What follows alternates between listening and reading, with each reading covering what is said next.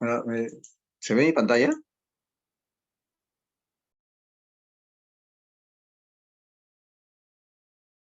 Sí, doctor.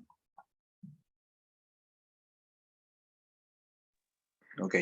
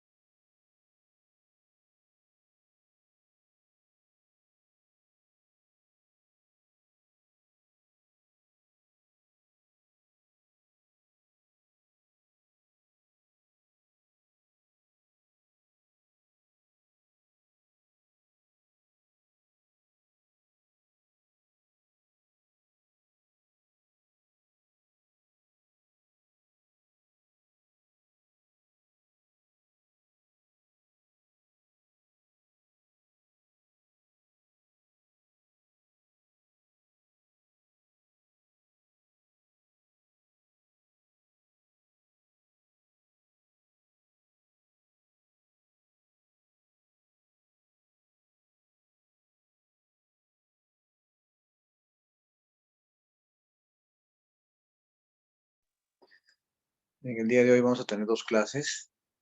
Una que es sobre la introducción a la diabetes mellitus. Solamente es una clase introductoria que vamos a tocar ligeramente la enfermedad en sí, ya que posteriormente van a tener un curso completo de diabetes. Y en la segunda parte vamos a hablar respecto a la obesidad y tratamientos para ella. Me avisan si es que hay algún problema con el audio o con las diapositivas. Ahora sí se ve, ¿no? De primera. Sí, se ve. Ok.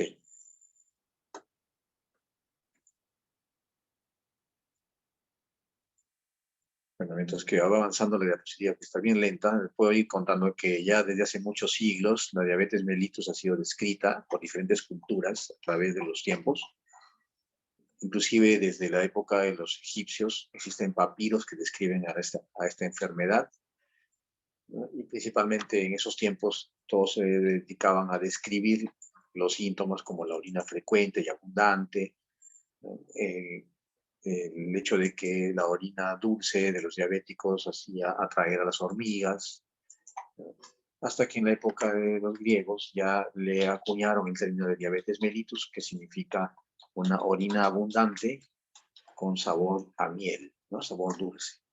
¿Por qué? Porque justamente se pierde glucosa en la orina cuando los niveles de glicemia están muy elevados. Entonces ese sabor dulce es el que ¿no? le confiere el nombre de diabetes mellitus, una orina abundante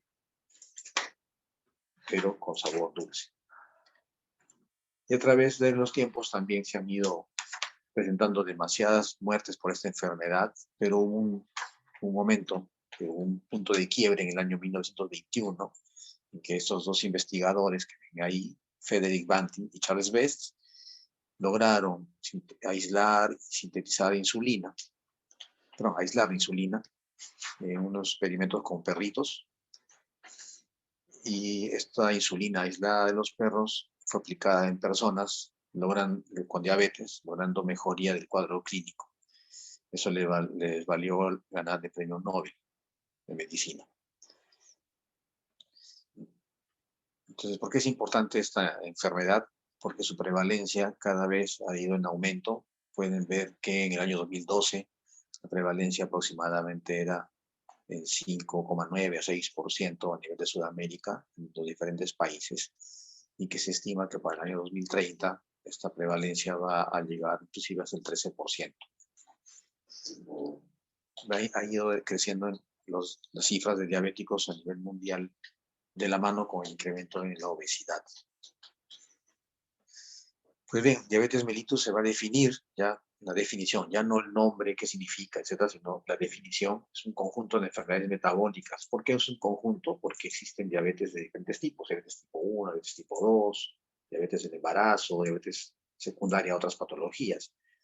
Entonces, es un grupo de enfermedades, pero que se caracterizan por tener hiperglicemia, es decir, la glicemia, la glucosa en la sangre elevada, y que esta hiperglicemia se va a derivar ya sea de defectos en la secreción de la insulina o por defectos en la acción de la misma, o una combinación de ambas causas, ¿no? Tanto secreción ineficiente como acción deficiente. Y justamente esa hiperglicemia es lo que conlleva los daños a futuro de la diabetes. Se calcula que más o menos una persona de cada 12 tiene diabetes. Y de esa cantidad de pacientes con diabetes, 1 de cada 2 personas con diabetes no sabe que tiene la enfermedad. Es una enfermedad silenciosa por mucho tiempo, hasta que ya da el cuadro clínico evidente. Por lo tanto, los cálculos arrojan que a nivel mundial, cada 7 segundos, una persona fallece por diabetes y sus complicaciones, lo cual en el año 2014 daba una cifra de muertes aproximadamente de 4,9 millones de personas. Y como podrán ver ahí, las cifras de diabéticos a nivel mundial en los diferentes continentes incrementándose, tanto que se calcula que hay una cantidad de 387 millones de personas para el año 2014 y que esa cifra puede llegar inclusive a 592 millones de personas con diabetes en el año 2035 a nivel mundial, ¿no? Incrementándose en todas las áreas geográficas.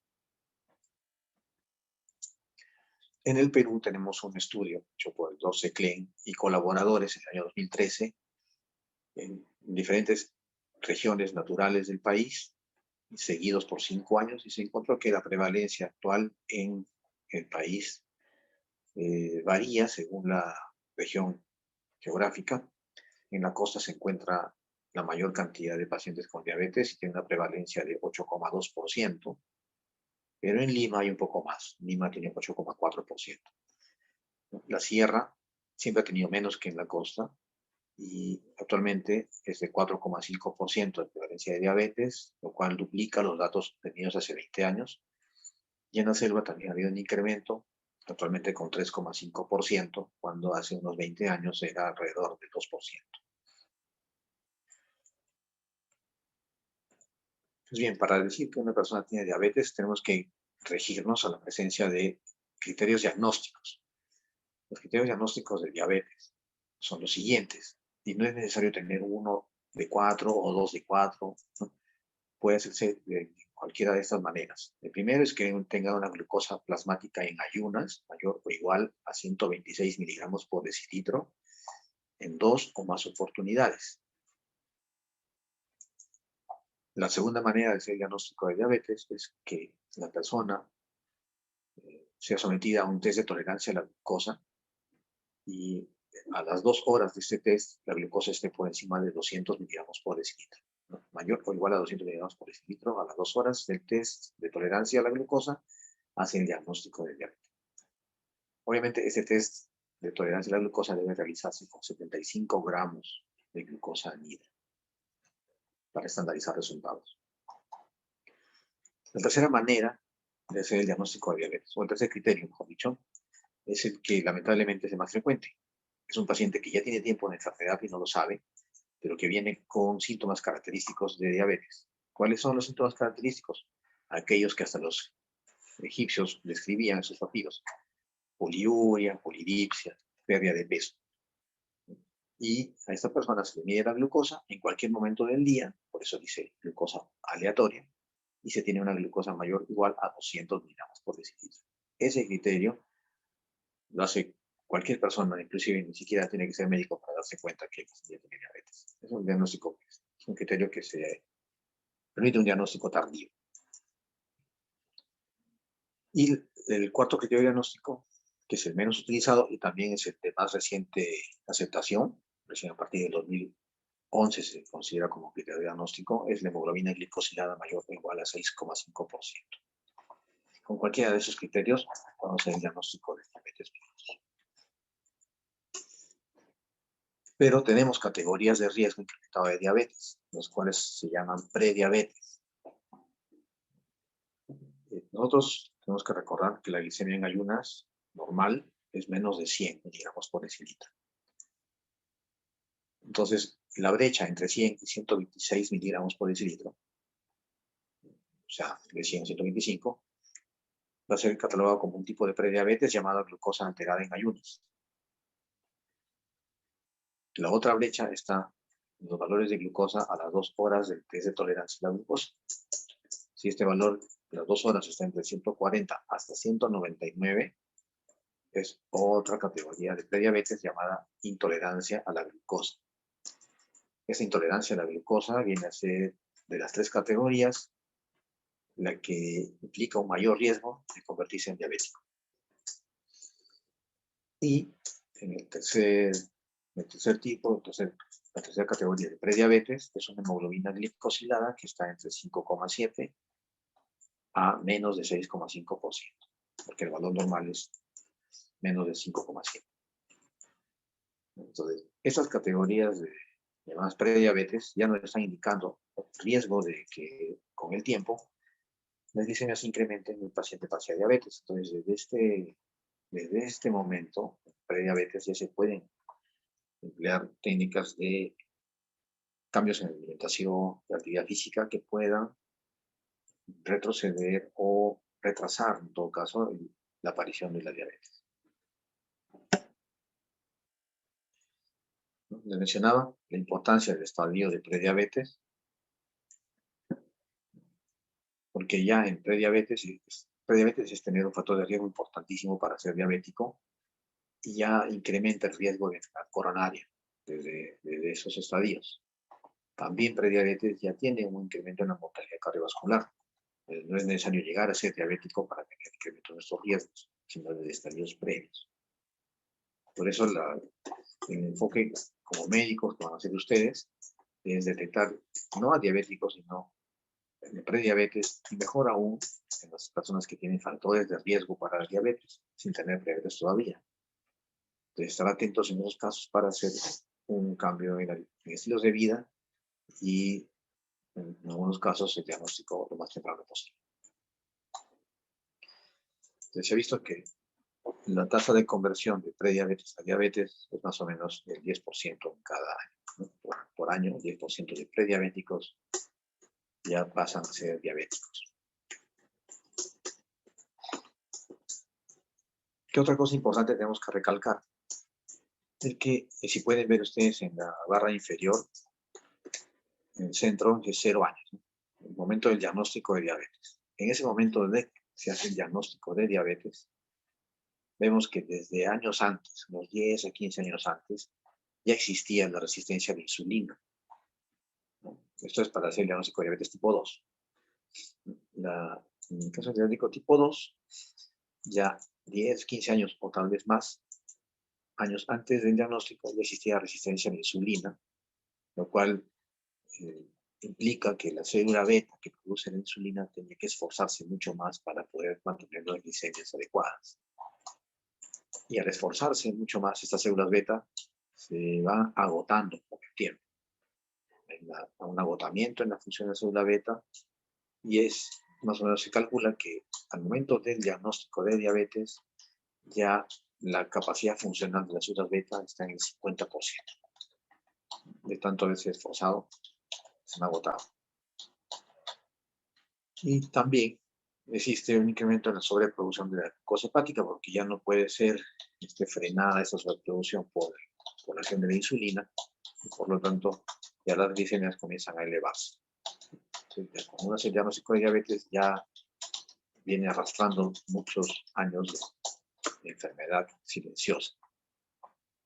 Y posteriormente, con el paso de los años, el paciente con diabetes va a llevar un incremento mayor de deterioro de la célula beta, la disfunción beta aumenta y la capacidad de secretar insulina es cada vez menor, por lo tanto, con etapas tardías de la enfermedad, el paciente ya puede inclusive requerir insulina como tratamiento cuando ya no responde con pastillas, ¿no? Fármacos orales. Lo que hemos mencionado, pueden ver ahí en los cuadros, está explicado todo lo que les he dicho. Creo que está más señalado para que lo puedan leer con tranquilidad. ¿Qué tanto influye la alimentación en el desarrollo de diabetes? Tenemos una carga genética, de todas maneras, y me gusta poner este ejemplo de los indios Pima. Los indios Pima son etnia en Norteamérica, es una etnia cerrada, por lo tanto, mantiene un código genético muy especial y restringido para ellos. Esos indios Pima eran una raza guerrera en los años 1800, pero que justamente en ese siglo los colonos comenzaron a llegar y para construir ferrocarriles a través del territorio de los indios Pima, hacían trueques. Los colonos llevaron el azúcar, el cual los indios Pima no consumían antes de ese siglo. Y con el uso del azúcar, los colonos, perdón, los indios Pima, que eran una raza guerrera, comenzaron a volverse una raza obesa. Es así que actualmente los indios Pima tienen una tasa de sobrepeso y obesidad del 90% y tienen una prevalencia de diabetes de 50%. Es decir, influye demasiado en la alimentación para desarrollar. Si bien tienen una predisposición genética, también la alimentación y el ejercicio pueden influir en la presentación de la enfermedad.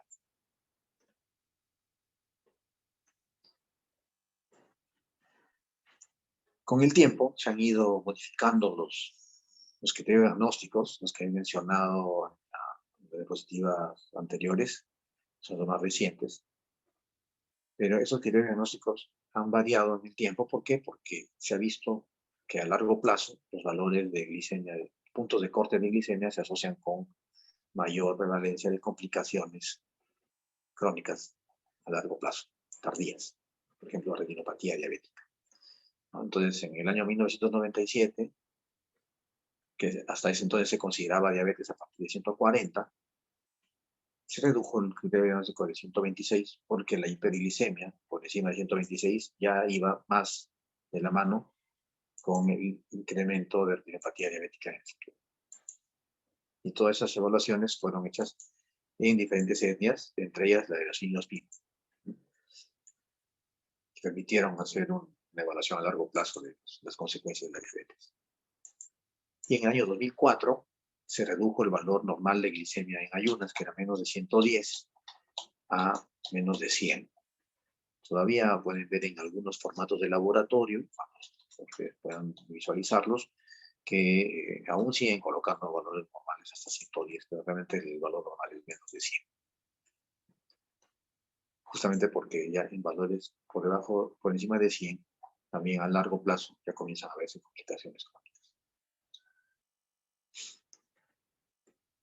Les decía que diabetes es un conjunto de enfermedades metabólicas. La Asociación de Diabetes Americana, desde el año 1997, acepta esas 4 categorías o tipos de diabetes.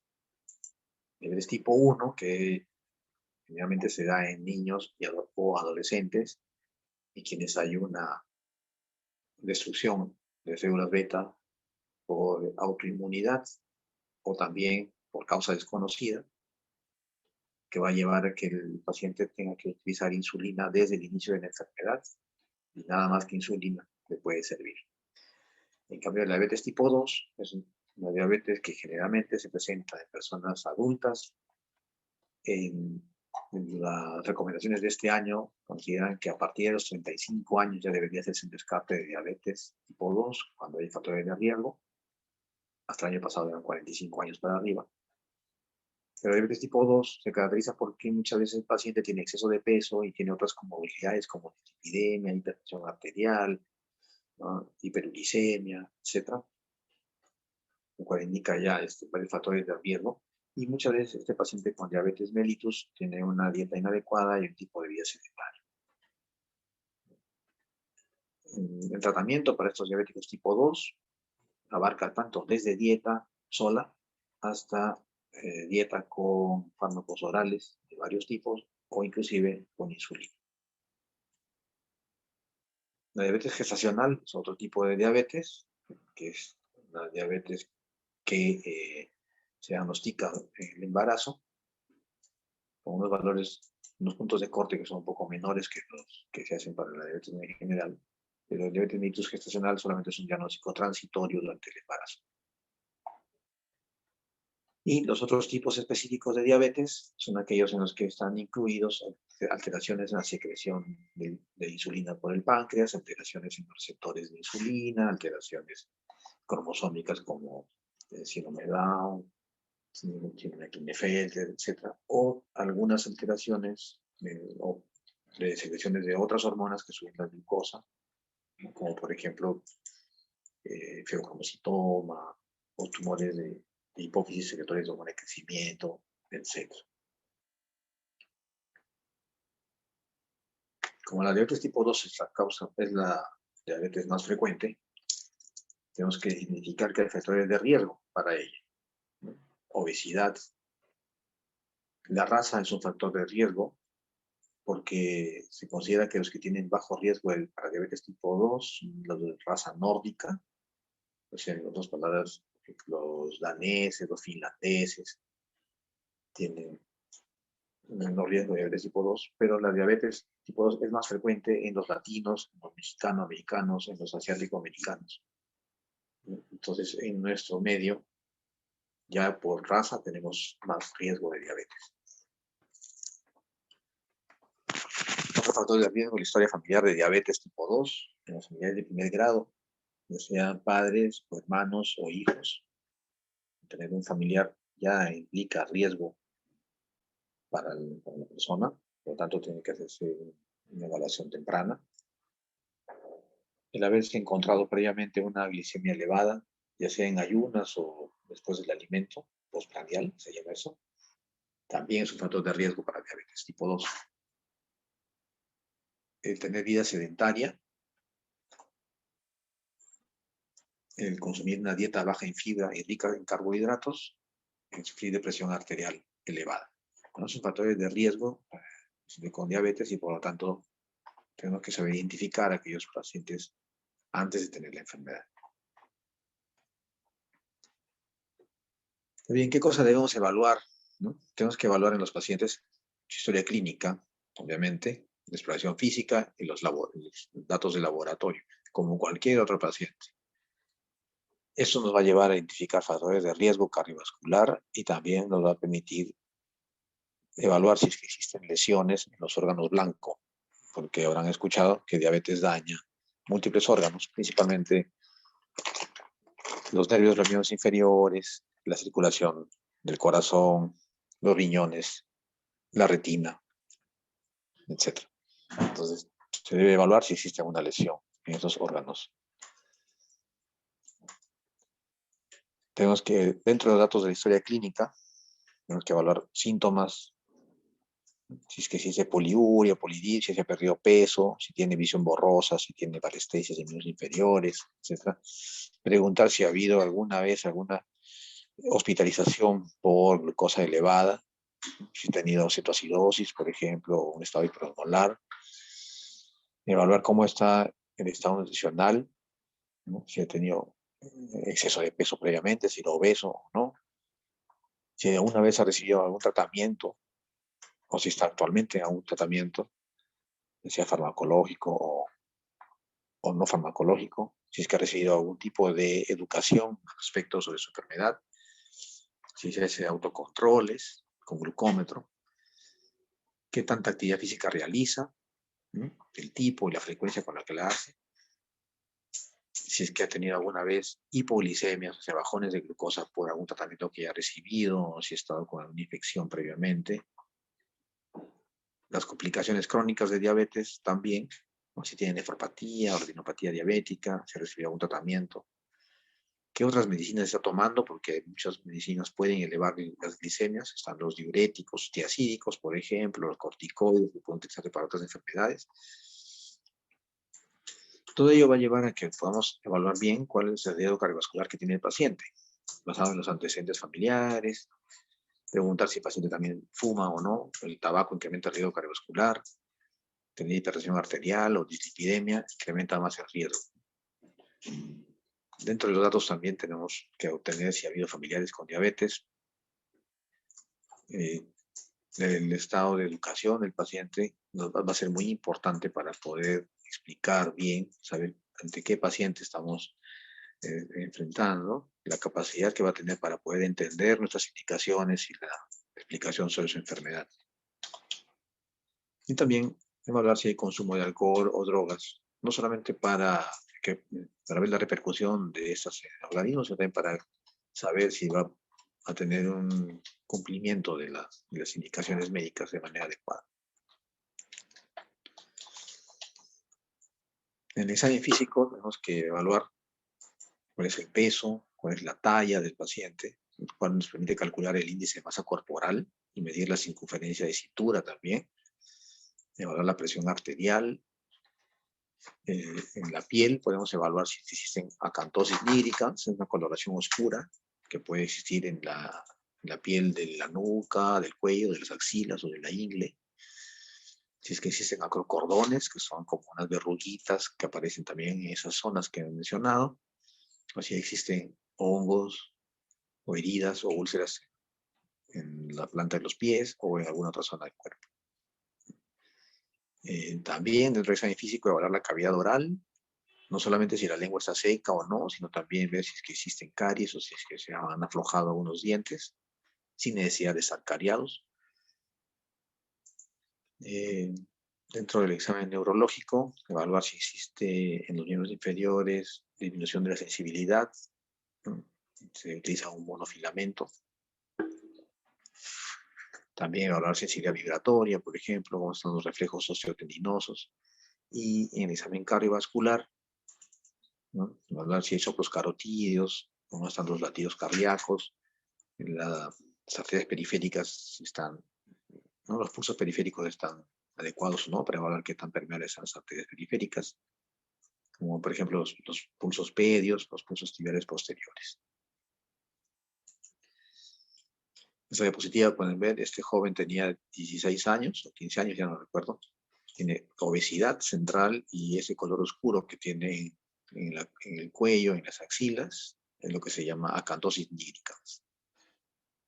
Esa acantosis nígrica ya estaba indicando resistencia a la insulina, hiperinsulinemia y por lo tanto mayor riesgo de desarrollar diabetes. Este paciente, a la edad que tuvo, que tenía en ese entonces, fue hospitalizado por un debut de diabetes, ¿no? Con la hiperglicemia marcada y deshidratación.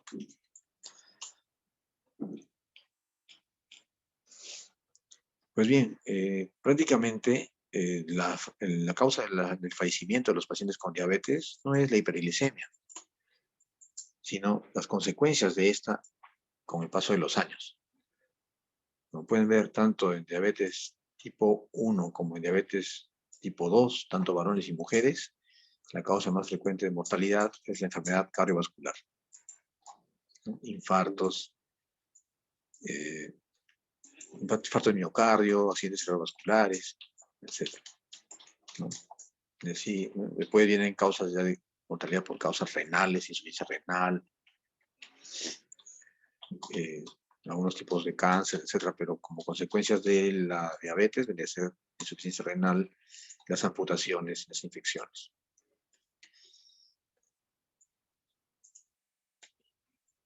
Mencionaba que la diabetes tipo 2 va a producir daño, va a generar daño en diferentes puntos, pero los órganos diana más reconocidos son neuropatía diabética, nefropatía diabética, la retinopatía diabética, enfermedad cardiovascular y accidente cerebrovascular. La retinopatía diabética viene a ser la causa principal de ceguera en la edad productiva, en adultos, ¿no? Va a condicionar a través de la nefropatía diabética que se convierta en la causa principal de enfermedad renal terminal que requiere diálisis. El daño en los nervios de los miembros inferiores producido por la neuropatía diabética va a condicionar amputaciones, siendo esta la principal causa de amputaciones no traumáticas, o sea, no por accidentes ni por algún otro motivo mecánico, sino simplemente por deterioro en la circulación y en la sensibilidad, gangrenas, infecciones, etc. La enfermedad cardiovascular condicionada por diabetes se puede reflejar que más o menos en 80% de los diabéticos van a morir por eventos cardiovasculares. Y en cuanto al accidente cerebrovascular, hay un aumento de 2 a 4 veces en la mortalidad cardiovascular y accidente cerebrovascular en los pacientes con diabetes.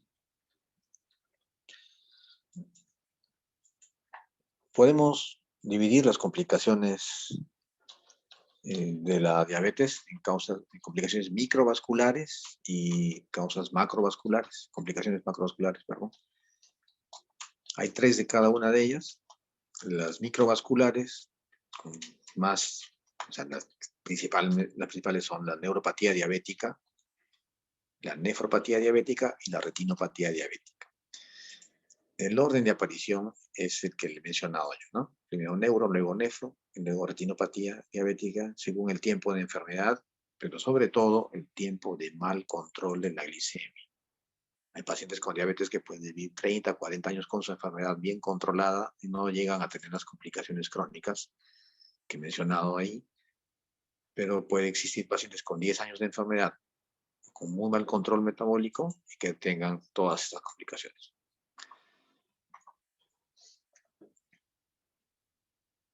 Pero no solamente la retinopatía diabética es el único daño que existe en el ojo por la diabetes, sino también podemos encontrar otras alteraciones, como por ejemplo cataratas producidas por la hiperglicemia.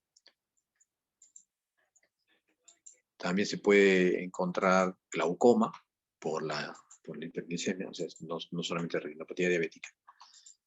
Pero la retinopatía sí puede tener 2 fases, una es la no proliferativa y la fase más avanzada es aquella en la que ya hay proliferación de neovasos en la retina que llevan a un deterioro marcado de la visión, inclusive también desprendimiento de retina, que viene a ser ya la fase proliferativa. En cuanto a la retinopatía diabética, con estos datos que les menciono en esta diapositiva, se puede encontrar que viene a ser la 6ª causa de ceguera prevenible. Es la más frecuente, como les mencionaba en otra diapositiva, la más frecuente en cuanto a la aparición en edad económicamente activa, pero viene a ser la 6ª causa de ceguera prevenible. ¿Se puede evitar llegar ahí? Sí, con un control adecuado de la diabetes desde el momento del diagnóstico y más aún si es que se previene la enfermedad.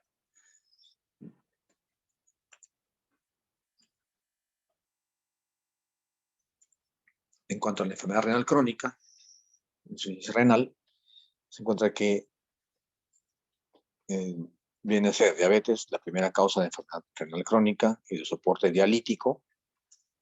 Cerca del 40% de los pacientes en diálisis son por diabetes, seguido de hipertensión arterial con cerca de 25-24% y otras causas ya múltiples con menor porcentaje. También diabetes viene a ser la primera causa de microalbuminuria, que puede en algunos casos verse como orina espumosa y que es fácil de detectar con una tira reactiva de orina para evaluar si es que existen proteínas y mejor aún con una prueba ya de dosaje de microalbuminuria cuantitativa en el laboratorio. Obviamente, el presentar estos datos, estas complicaciones, ya implica un tiempo de mal control. En algunos casos ya puede haber tanta pérdida de proteínas en la orina que ya se convierte en un síndrome nefrótico que se caracteriza por tener edemas marcados, como pueden ver en esa diapositiva, ¿no? La fovea que se puede generar es un edema blando, pero que ya pues está indicando un tiempo avanzado de enfermedad con deterioro en la microcirculación de manera considerable.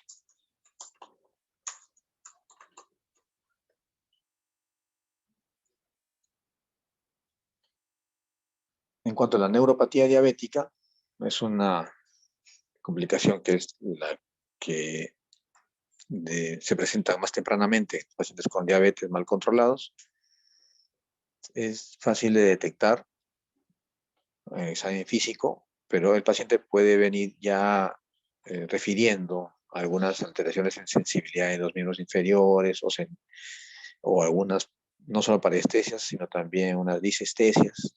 Puede presentar dolor cuando le roza la sábana, o ardor en los pies, quemazón en los pies cuando no hay nada que le esté provocando, hincones, o simplemente caminar o sentir que caminan sobre algodones. Eso es la neuropatía diabética, y uno debería examinar los pies, evaluar cómo están los reflejos osteotendinosos, también evaluar la sensibilidad, ¿no? Se puede hacer con un pinchazo, se puede evaluar la percepción de vibración con un diapasón, se puede poner, ¿no?, para que discrimine si se ha sido tocado con un objeto frío o caliente, para evaluar la temperatura, y la sensación de la presión con un monofilamento, que da una presión de 10 gramos.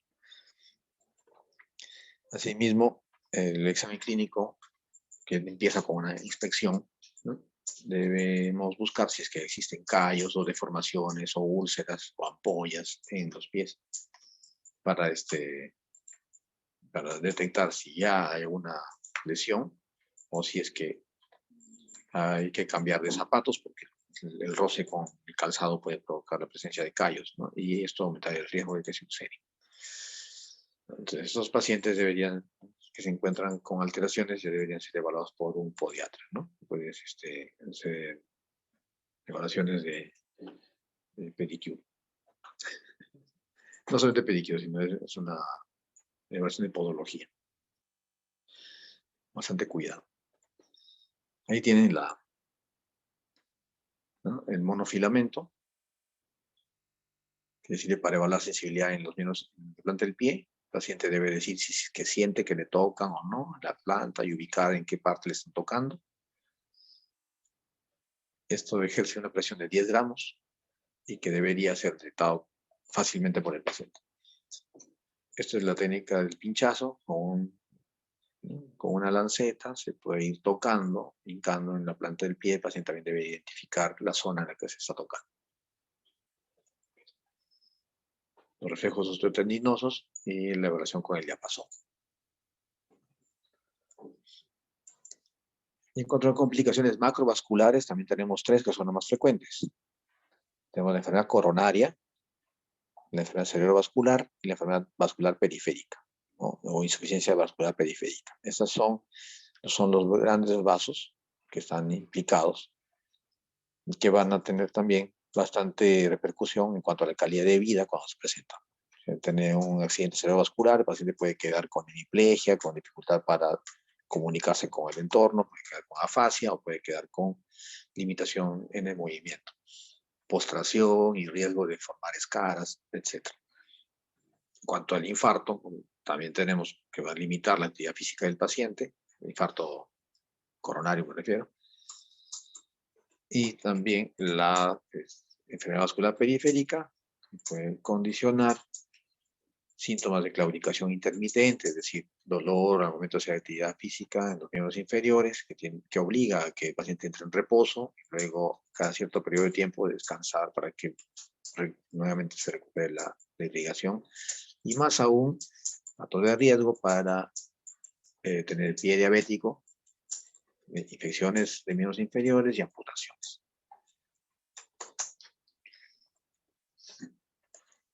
Entonces podemos decir que la enfermedad macrovascular viene a ser la primera causa de amputaciones no traumáticas en 31% de los casos de infarto de miocardio ocurren en los pacientes con diabetes, y también es la tercera causa de accidente cerebrovascular aquí en el Perú, ¿no? De esos accidentes cerebrovasculares, más o menos entre el 14 y el 15% de los ACVs isquémicos y entre el 7 al 10% de accidentes cerebrovasculares hemorrágicos. El pie diabético, seguramente usted va a decir, es una complicación. Más bien, el pie diabético viene a ser la consecuencia de las dos complicaciones. El pie diabético viene a ser tanto consecuencia de neuropatía diabética como de insuficiencia vascular periférica, en una o mayor medida. Puede ser pie diabético neuropático o puede ser pie diabético predominantemente vascular, ¿no? Entonces, las consecuencias van a ser dependiendo de cuál sea la causa, mayores o menores en severidad. Puede ponerse gangrena localizada, pueden ver en lo que queda de ese pie cómo se encuentra la secreción purulenta, ya es una gangrena avanzada, hay zonas de necrosis, zonas, ¿no?, oscuras, pueden ver en esta zona donde era el primer dedo.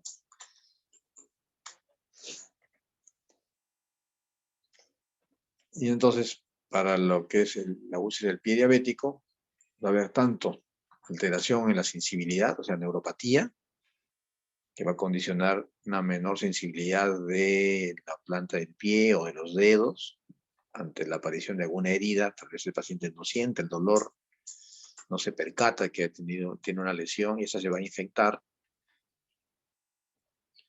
¿no? Puede haber algunas deformaciones en los dedos, por ejemplo, los dedos en martillo o un dedo montado sobre otro, que condiciona que presente roce con el calzado y se ulcere. También hay alteraciones autonómicas, que por ejemplo, anhidrosis, o sea, la piel muy seca en los pies, pueden condicionar fisuras, rajaduras entre los dedos y ser la puerta de entrada de infecciones. Y también esta neuropatía con estas deformaciones puede llevar a que haya alteraciones en las articulaciones de los dedos del pie que provocan deformidades. Y por otro lado, la enfermedad vascular va a condicionar un menor flujo sanguíneo al nivel de los miembros inferiores. Esto va a llevar a una menor capacidad de respuesta a antiinfecciones y a la combinación de ambas, tanto la menor sensibilidad como la falta de irrigación, van a llevar a una menor respuesta contra la infección y una úlcera que se va a, lamentablemente, llevar a una amputación en algunos casos. Eso viene a ser la presencia del pie diabético ocurre por eso, tanto neuropatía como enfermedad vascular. Esta ha sido la clase de introducción a la diabetes. Como podrán ver, he tenido que avanzar porque antes la dábamos 2 horas, pero he tratado de llevar los principales conceptos para que puedan fijar bien eso. No sé si tuvieran alguna pregunta en esta primera clase.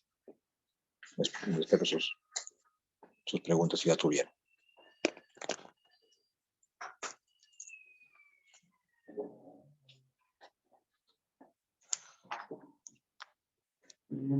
Hola.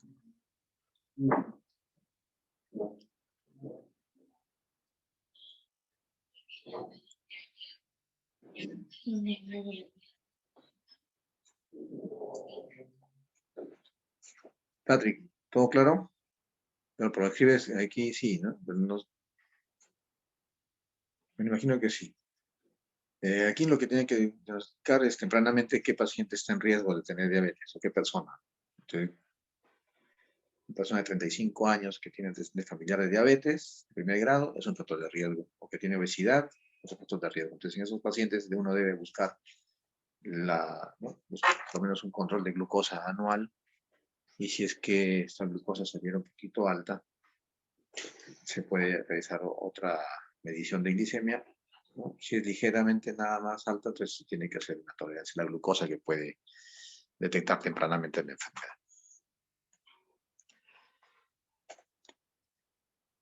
Bien.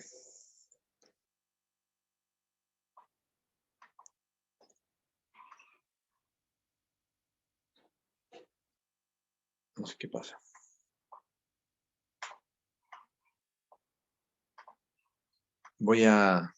Ahora voy a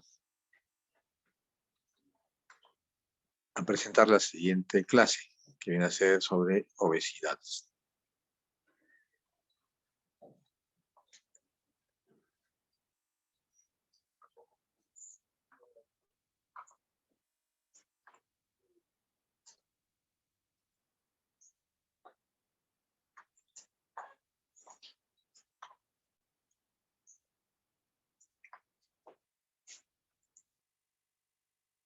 Bien. Sigue viendo, ¿no? Así que no hay problema.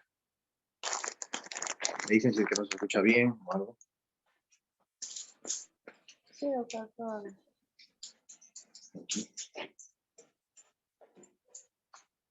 Bien, obesidad es otra de las patologías que han incrementado su prevalencia a nivel mundial. Podrán ver que tanto en adultos como en niños, la obesidad de la década de los 70 a la primera década de los 2000 ha duplicado o inclusive más que duplicado la prevalencia. En adultos en el 15%, actualmente es más del 30%, y el sobrepeso u obesidad, que antes era el 47% en la década en la que nací, actualmente está en el 66%. En los niños también podrán ver que entre los 12 y 19 años, 70-75%, y actualmente es más del 17%. Entonces ya el hombre del Vitruvio, que antes era musculoso, o por lo menos tenía armonía en cuanto a su anatomía, podemos pasar a lo que es ahora el obeso, que aquí es graficado como Bart Simpson. Y no solamente la obesidad y el exceso de peso han incrementado en la costa, sino también, como pueden ver ahí en esta encuesta nacional de 2018, la prevalencia, tanto en hombres como en mujeres, se ha incrementado del 35% al 37,5%, y en mujeres de 36,5 a 37,1%, tanto en la costa, en la sierra y en la selva. Se han ido incrementándose. Y, como pueden ver también aquí, en personas de 15 años a más, con obesidad, según la vivienda, en áreas urbanas y rurales, en ambos sexos. Es así que en la encuesta desde 2018 se encuentra que exceso de peso en Perú está en el 60%, es decir, se encuentra sobrepeso en el 37,3% y obesidad en el 22,7% de la población. Lo que llama la atención es que gran porcentaje de personas que tienen sobrepeso u obesidad no se dan cuenta o no se consideran con sobrepeso o con obesidad. Se consideran que tienen un peso normal. ¿Por qué? Porque en la familia encuentran a personas con pesos similares y ellos están acostumbrados a verse así. Entonces, muchas personas con sobrepeso piensan que están en el peso adecuado y no lo están. Pues la obesidad viene a ser un desorden en la composición corporal que es definida como un exceso absoluto o relativo de la grasa corporal.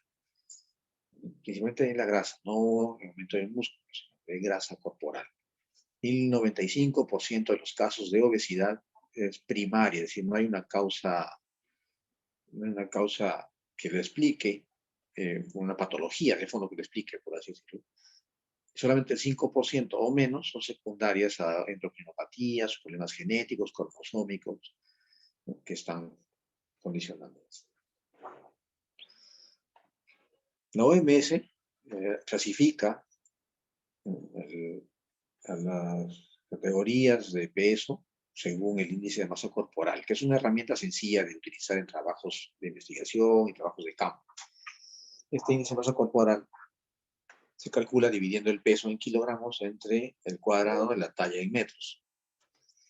Y es así que se considera de bajo peso aquellas personas que tienen un IMC por debajo de 18,5, siendo el normal entre 18,5 a 24,9, sobrepeso de 25 a 29,9, obesidad de primer grado de 30 a 34,9, la de segundo grado de 35 a 39,9 y la de tercer grado mayor o igual de 40. Esto sirve para clasificar las categorías de sobrepeso y obesidad, pero también porque van de la mano con la cantidad de complicaciones y riesgos a futuro. El IMC es una herramienta sencilla, pero también va a tener algunas limitaciones. Por ejemplo, no discrimina si el peso es por grasa o por músculo. Entonces, algunas personas musculosas pueden tener el mismo IMC que un paciente con obesidad. Sin embargo, son más saludables. Igualmente el IMC va a tener limitaciones en cuanto a personas con amputaciones. También el síndrome sedematosos, ¿no? Anasarca, por ejemplo, síndrome nefrótico, ya que el peso va a ser en agua. Y también en gestantes en las que es limitado el poder calcularlos, ¿no? Por el líquido amniótico, el peso de la placenta, el peso del bebé, etc.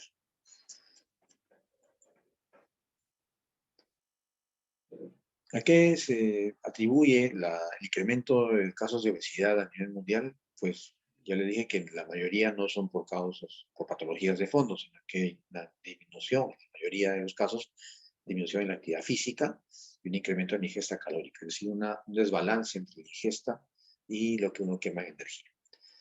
Esa disminución de la actividad física y incremento en la ingesta calórica va a estar regido por múltiples cosas, incluyendo normas sociales y valores. Por ejemplo, pues, se acostumbra a celebrar ciertas actividades o después de los exámenes a comer, ¿no? Es muy frecuente que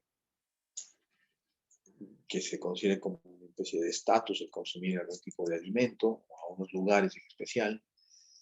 También intervienen, ¿no?, algunos sectores de influencia, como los gobiernos, las industrias de entretenimiento, ¿no? Cuáles son los objetivos de vida, el entorno familiar, los amigos, etc., ¿no? Los gobiernos muchas veces pueden promocionar algunas propagandas de difusión, a veces mal encaminadas, pueden llevar a también o regulaciones que no están llevando bien las políticas de salud.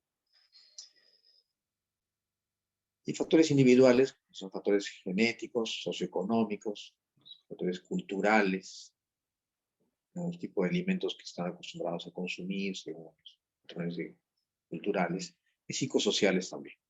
Entonces intervienen todas estas cosas que llevan a incremento en la ingesta calórica y disminución de la actividad física. Tenemos ahí la tecnología, tenemos los medios de transporte que hacen cada vez más sedentaria nuestra vida. Como pueden ver, desde pequeños actualmente tenemos todo prácticamente a la mano, en la computadora, no hacemos la actividad física que se realizaba años atrás. Se considera que todos esos cambios comenzaron a partir de la década de 1960 y 1970. Previamente a ello, por las guerras que había, ¿no?, hubo una disminución en la actividad física, pero también había un descenso paralelo en la ingesta porque había escasez de alimentos.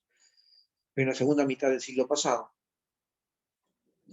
ya se notó que había menor actividad física, pero ya comenzaron a consumirse más productos, sobre todo aquellos productos industrializados, aumento de consumo de azúcares y grasas refinadas.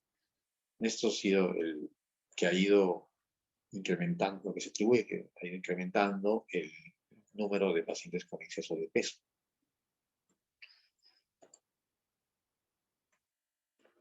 Y pues bien, ¿cómo se da la regulación de la ingesta del alimento y el gasto de energía? Pues van a existir señales aferentes, señales que llevan la información de fuera hacia el cerebro. Hay señales del corto plazo y largo plazo que sirven para censar el estado de energía del individuo. Esas señales llegan a centros cerebrales que integran la información que viene de fuera. Esos centros cerebrales integradores están principalmente en el hipotálamo y posteriormente del hipotálamo salen señales eferentes que van a ejecutar, ¿no?, la intensidad del hambre y el nivel de gasto de energía. De esa manera se regula la intensidad del apetito y el nivel de gasto de energía. Existen múltiples moléculas, vamos a mencionar algunas que están implicadas en esta sensación del hambre y del consumo de alimentos. Una de las moléculas que vienen del tejido adiposo, por ejemplo, la leptina, que es la principal señal aferente, que permite que el cuerpo, ¿no?, que el cerebro, perdón, sense el nivel de las reservas que tiene, almacenadas como grasa. Esta leptina tiene una composición de 167 aminoácidos y es liberada por los adipocitos. Y se ha visto que en condiciones basales los niveles de leptina en la sangre están correlacionados directamente con la cantidad de la masa grasa que tiene el individuo. Y en estudios experimentales se ha visto que en animales, por ejemplo, a quienes les quitan los genes de leptina y tienen deficiencia completa de la misma, pues hay hiperfagia, hay un apetito incontrolable, disminuye la función inmune, etc. Se acompaña de hipogonadismo también, hipogonadotrópico. Pero llama la atención de que en estos pacientes, perdón, estos animalitos, hay un incremento marcado en la ingesta del alimento y llegan a obesidad. Se encuentra también que niveles disminuidos de leptina van a llevar a incremento en el consumo de alimentos y también llevan a minimizar el gasto de energía a largo plazo. Como les mencionaba, es una señal a largo plazo, por lo que sus niveles no van a cambiar agudamente la cantidad de la ración que ingiere el individuo. ¿Pero qué se ha visto? Pues uno dice, bueno, un paciente con obesidad tiene más grasa corporal, entonces debe tener más niveles de leptina y entonces debería tener menos apetito. Sin embargo, lo que se ha visto en los pacientes con obesidad es que existe resistencia a la acción de la leptina. Sí, produce un montón de leptina, pero a pesar de ello, no lleva a la acción habitual que se encuentra, ¿no? Que debería encontrarse. Entonces se resiste a la acción de la leptina y no hay una disminución en la ingesta de alimentos.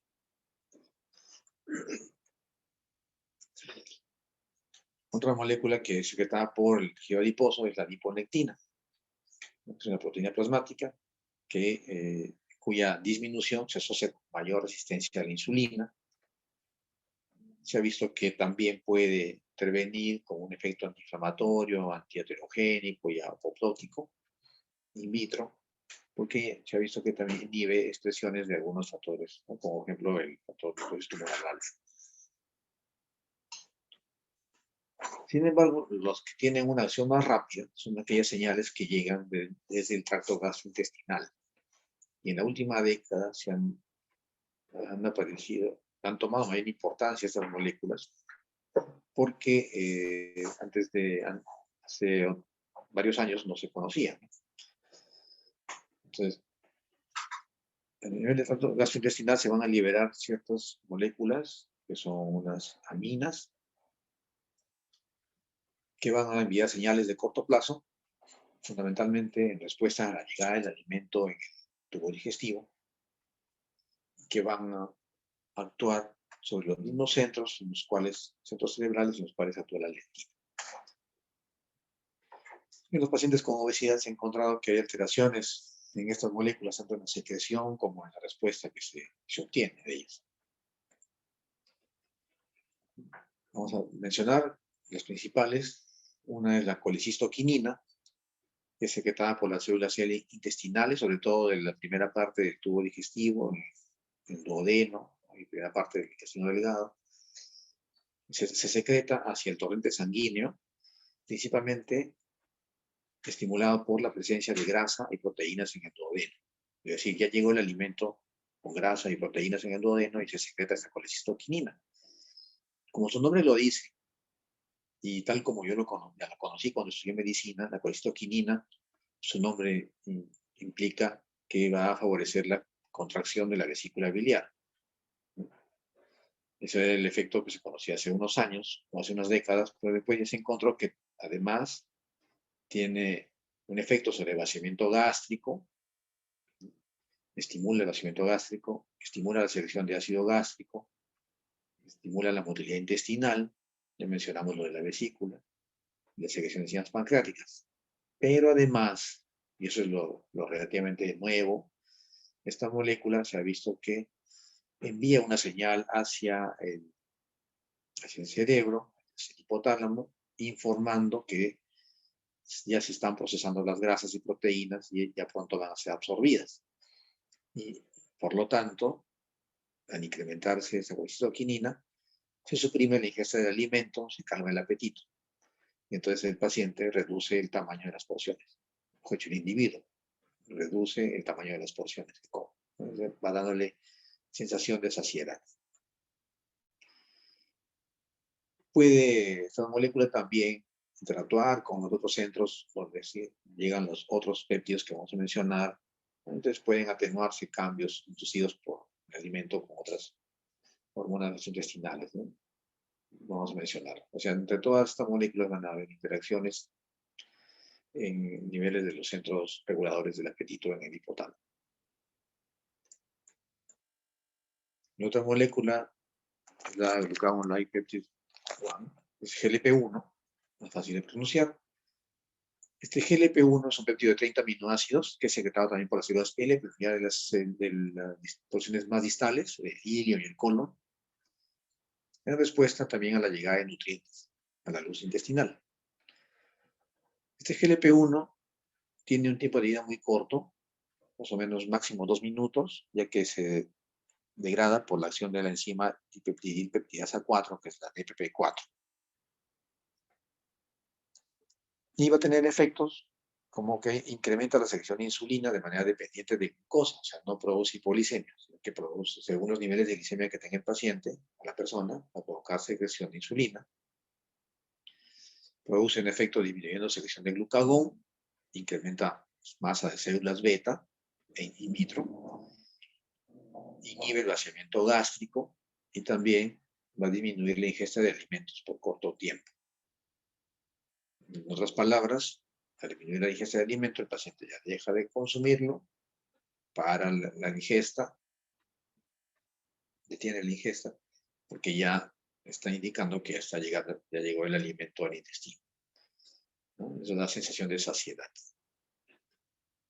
¿Por qué es importante este GLP-1? Porque estos efectos que he mencionado ahí me han permitido también ser utilizados para el tratamiento de diabetes, ¿no? Ya que va a provocar un incremento de la secreción de insulina, si hay hiperglicemia, y al inhibir el vaciamiento gástrico también permite mayor sensación de llenura.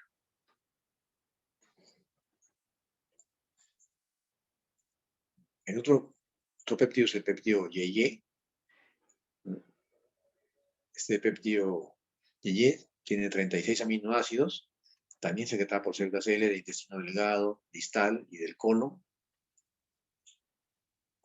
cuando llega el alimento al intestino, y va a provocar disminución de la ingesta del alimento. También produce menor movimiento del intestino por una reacción vagal. Y este péptido YY se ha visto que se encuentra en niveles menores en aquellos pacientes con obesidad que en los pacientes que tienen peso normal. Entonces decimos que, por ejemplo, en el paciente que tiene obesidad, si tiene menores valores, entonces hay una menor inhibición de la ingesta del apetito. O sea, menor inhibición del apetito. El paciente con obesidad, al tener menos niveles de péptido YY, tiene más apetito que aquel paciente que no tiene obesidad. La otra molécula es la grelina. A diferencia de los anteriores, que disminuyen el apetito y dan sensación de llenura, la grelina va a tener principalmente un efecto de incremento en el apetito. Es orexigénica. Su secreción estimula en el ayuno, cuando el paciente tiene hambre, da más hambre, y se incrementa más cuando está por comer, y luego que uno empieza a comer, se va bajando, ¿no? Va suprimiendo. Esta grelina se ha visto que es un ligando del receptor secretagogue de hormona de crecimiento. Entonces, incrementa niveles de hormona de crecimiento, eleva niveles de cortisol y de epinefrina, y suprime niveles de insulina. En otras palabras, la grelina tendería a aumentar los niveles de glucosa, ¿no? Tanto por incrementar el hormona de crecimiento, cortisol, etc., y bajar la cantidad de insulina. Esta grelina también es sintetizada en células del tracto gastrointestinal, principalmente en las células A del fondo gástrico. Y además de encontrarse en la mucosa gastrointestinal, se puede encontrar en otros lugares, como los hipotalámicos, en riñones, hipófisis, etc. Entonces, esta grelina, la característica principal es que incrementa el apetito, a diferencia de las anteriores mencionadas. Dentro de poco vamos a ver ¿no? qué papel juegan estos péptidos en cuanto al incremento de la obesidad y los tratamientos que se dan. Pues bien, ¿por qué es importante la obesidad? ¿Por qué vamos a centrarnos en esta clase en la obesidad?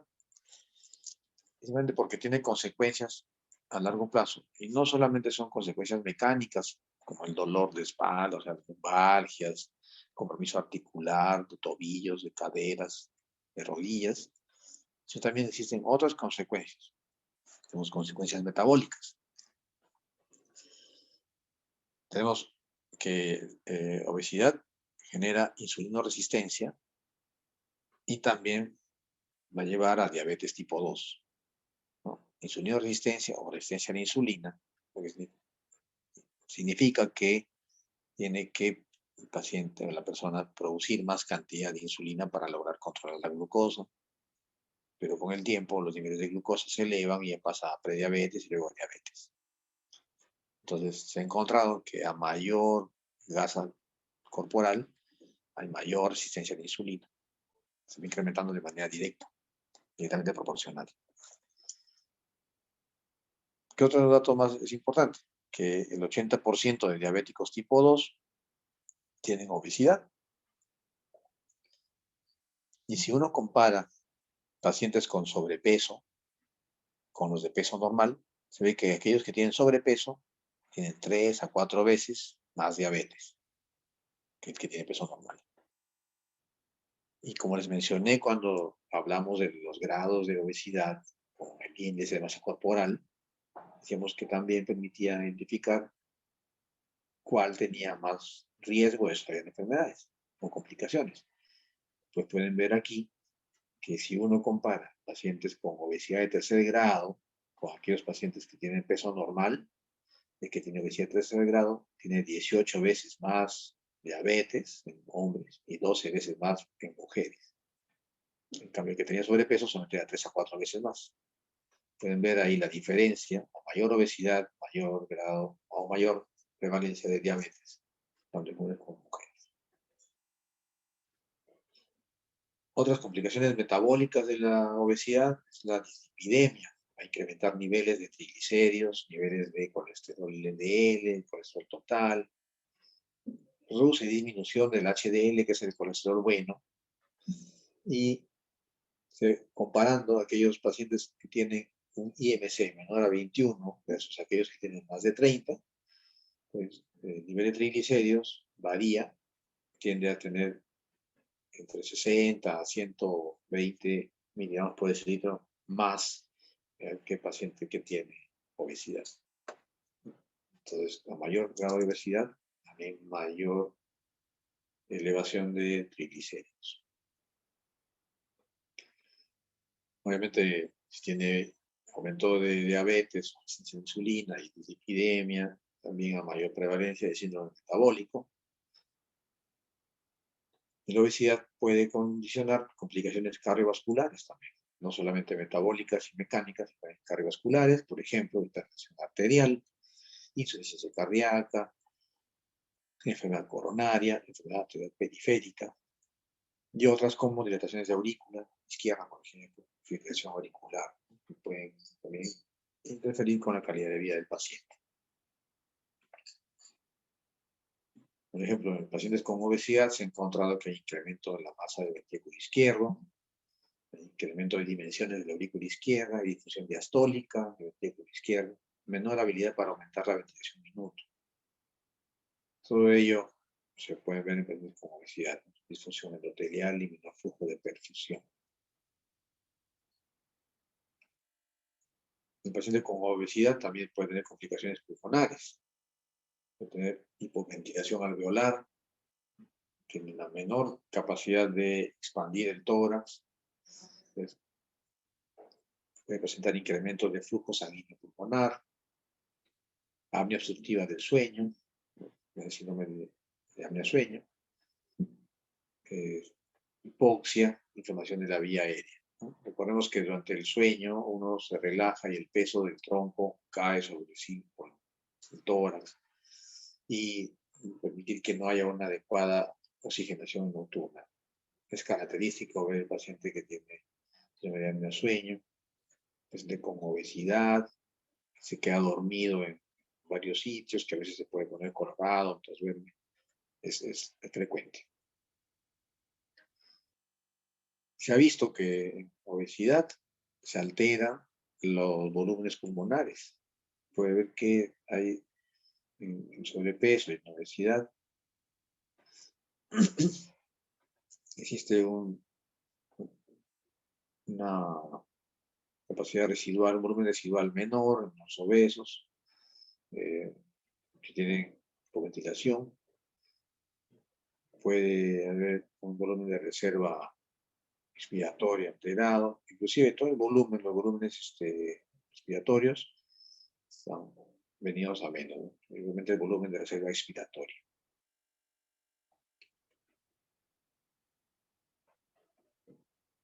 Pueden haber complicaciones ginecológicas también en obesidad, en disminución de la fertilidad,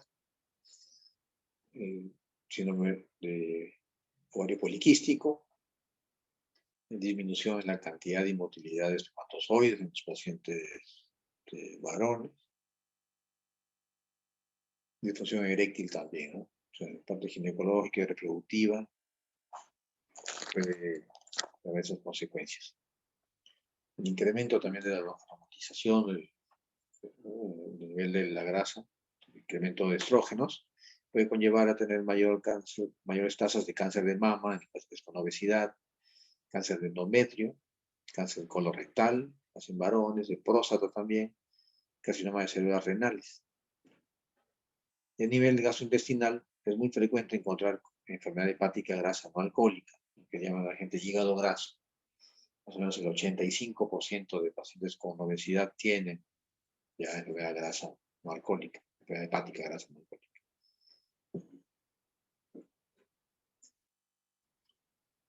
Y ya que estamos saliendo de la pandemia del COVID, pueden ver estos recortes de periódicos. Desde el inicio de la pandemia, en abril de 2020, encontramos que ya se estaba encontrando mayor tasas de complicaciones respiratorias en pacientes con COVID que tenían exceso de peso. Pacientes con obesidad tenían mayor riesgo de entrar en ventilación mecánica y de tener un peor pronóstico. Aquellos pacientes que estaban en ventilación mecánica tenían mayor proporción de obesos y también cuando se evaluaba a aquellos pacientes con COVID que habían necesitado entrar al ventilador mecánico, se encontraba que, por ejemplo, el 87% tenía un IMC de más de 35. En aquellos pacientes que tenían obesidad de primer grado, el 75% con COVID entró al ventilador, y en aquellos pacientes que tenían un peso normal o un IMC normal, solamente el 47%. Entonces, era la obesidad, por las varias consecuencias que hemos mencionado, tanto cardiovasculares como respiratorias, tenía más complicaciones cuando sufrían de COVID-19. En la época prevacuna. Pues bien, al igual como había mencionado el paciente con diabetes, el paciente con obesidad debe ser sometido a una anamnesis al momento de hacer la evaluación. Es muy importante preguntar sobre la edad de inicio de la obesidad, desde cuándo el paciente tiene exceso de peso. Si la ha ganado, ¿no?, como factores desencadenantes, evaluar si la ha ganado por el embarazo, la lactancia. Es frecuente que las gestantes consuman más alimentos que piensan que deben estar mejor alimentadas para, ¿no?, para nutrir bien al bebé y que se desarrolle bien y tenga un buen peso al nacer, pero muchas veces consumen más alimentos de lo que queman de energía, ¿no? La lactancia, se ha visto que después del parto culturalmente, ¿no?, se le incrementa la ingesta, para, entre comillas, para tener más leche, y hace menos actividad física para que cierre bien la herida de la cesárea o para que no o sea, hace poco esfuerzo físico para que no puje y no haya prolapso del útero. Son muchas creencias que llevan a que haya mayor ingesta de alimentos, que queme menos energía.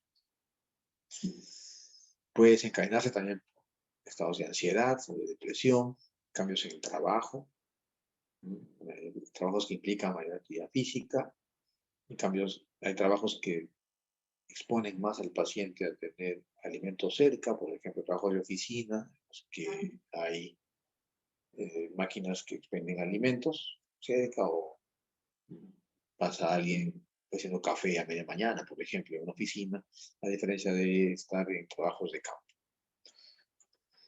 El estado civil también es un desencadenante. Hay que preguntar, buscar los desencadenantes, ¿no? El estado civil implica que ya las costumbres de uno ya no son de uno solo, sino de dos. Y personas que de solteras no comían en la noche, por ejemplo, o no comían mucho, cuando se casan adquieren las costumbres de la pareja, que sí acostumbraba a comer más. Entonces suben de peso. Llevar una adecuada cronología de la evolución ponderal, es decir, cómo ha sido el cambio en el peso, en cuánto tiempo ha subido, relacionarlos con los datos que hemos averiguado sobre desencadenantes, preguntar ciertos datos relacionados con el comportamiento alimentario, por ejemplo, el número de comidas que ingiere, si son 3 o son 4. A veces el paciente ni siquiera recuerda que a media mañana come un queque, pero tenemos que ir buscándole ese dato. Si consume piqueos, en qué horarios, si consume alcohol, ¿no? A veces los cócteles tienen bastante azúcar. Eso va a llevar a tener una mayor ingesta calórica. Dentro de los datos que también tenemos que preguntar es por la actividad física, si es espontánea o si es programada, y cuánto realiza y qué tipo. Preguntar por enfermedades que puedan asociarse a la obesidad. Ahí sí tenemos enfermedades asociadas a la obesidad, tenemos síndrome de Cushing, tenemos hipotiroidismo, podemos buscar algún factor cromosómico, fármacos utilizados que pueden aumentar de peso, tenemos corticoides, tenemos anticonceptivos, otras medicinas que pueden provocar aumento del peso. Consultar por la historia familiar de obesidad. Es muy frecuente que existan pacientes con obesidad en la familia, que todos sean obesos, como le mencionaba en las primeras diapositivas. Muchos pacientes que tienen obesidad, como todos son obesos en casa, se consideran normales. El paciente, cuando le calculamos el IMC, no cree que tiene obesidad, piensa que está normal. O en algunos casos, la persona que está con peso normal es considerada flaca por la familia que tiene sobrepeso o obesidad, le dicen, estás muy flaco, ¿qué tienes? Y la persona está sana, tiene peso normal. Preguntar por otros intentos previos de pérdida de peso. Se ha utilizado medicación para bajar de peso. Y evaluar el entorno y la calidad de vida. Calidad de vida y el entorno se refiere a los medios de transporte que realiza, el grupo de amigos, las costumbres que tienen, si salen los fines de semana, si consumen alimentos, si van a buffets, ¿no? O si acostumbran acudir a algunos alimentos, o a algunos restaurantes, perdón, que condicionan el incremento de ingesta calórica. Se acostumbran ir a restaurantes de comida rápida, o que se consumen pastas, ¿no? Bueno, eso es a diferencia, por ejemplo, de aquellos que consumen pescado, ¿no? Y además tenemos que examinar al paciente, evaluar el peso, la talla, calcular el IMC, medir el perímetro de cintura, los pliegues cutáneos. Si tuviéramos un caliper, es muy poco frecuente que se encuentre en los centros de salud comunes y corrientes. medir la presión arterial, evaluar si existen edemas, hacer un examen cardiovascular ya, que implique frecuencia cardíaca, otros carotídeos, evaluar las articulaciones, si es que hay artralgias, deformidades, y también utilizamos el examen de laboratorio para evaluar cómo está el hemograma, para evaluar también si existe anemia o no, cómo está la glucosa en la sangre, el perfil de lípidos para ver colesterol, LDL, HDL, triglicéridos, cómo está la función renal, la función hepática, si es que hay deterioro en esas funciones, si es que hay hígado graso, ¿no? Cómo está la tiroides en algunos casos, evaluar el ácido úrico, ya no solamente para ver si hay alguna alteración que conlleve a obesidad, sino también a una consecuencia de la misma. Y en algunos casos también es útil estudios por imágenes como ecografía abdominal, estudio del sueño, un estudio de polisomnografía para evaluar el síndrome de apnea-sueño, ¿no? Eso lo realizan los neurólogos. Exámenes de la función de las glándulas adrenales, ¿no? Estudios de impedancia también podrían ser de utilidad en algunos casos específicos. Esto es respecto a la medición de la cintura, ¿no? Uno dice, pero ¿para qué vas a medir la cintura? Pues, ¿no? Ya no tiene nada que ver. No, realmente sí, es importante la medición de la cintura, ¿no? O del perímetro abdominal, porque se ha visto que es una medida práctica de estimación de riesgo de enfermedad metabólica y cardiovascular, ¿no? En los valores de cintura en varones, más de 102 centímetros, y de mujeres por encima de 88, pueden compararse con aquellos que tienen valores de cintura menores. Se ve que hay mayor riesgo ¿no? de enfermedad cardiovascular en pacientes que tienen sobrepeso y pacientes que tienen obesidad de primer grado. ¿No? Hay diferencia. En cambio, ya por encima de la obesidad de segundo grado, ya no hay mucha diferencia porque ambos son. Ya de por sí, esa obesidad de segundo y tercer grado ya es estadios de mucho mayor riesgo cardiovascular. Pero en niveles más bajos, sí, hay diferencia de riesgo cardiovascular quienes tienen más perímetro de cintura. ¿Y dónde se mide la cintura? A nivel del punto medio entre el margen del reborde costal inferior, ¿no? Y la cresta ilíaca. El paciente tiene que estar de pie, se coloca el centímetro a nivel paralelo al suelo y se le pide que no inspire, que no esconda la barriga. Entonces, relaje para que se pueda hacer una medición adecuada.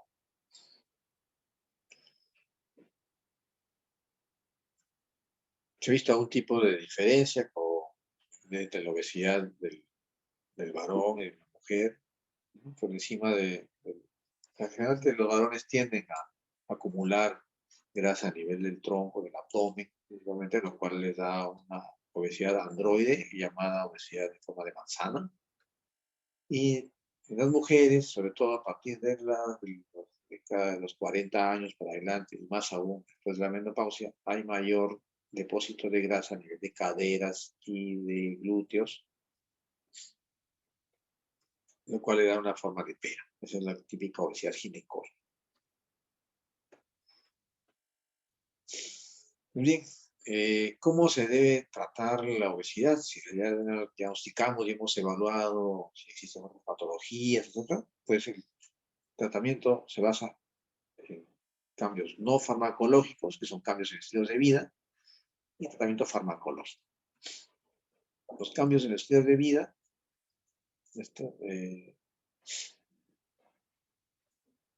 son importantes porque van a condicionar reducción en el peso, y es suficiente con que baje entre 5 al 10% del peso para que haya una repercusión favorable en el perímetro de cintura, en las cifras de la presión arterial, en los niveles de glucosa, triglicéridos, colesterol HDL, citoquinas también, si no pudiera medirlas. Es decir, no es necesario que el paciente baje a su peso ideal de golpe, sino una reducción del 5 al 10%, la meta, plazo de 3 meses, es ya favorable desde el punto de vista de su salud.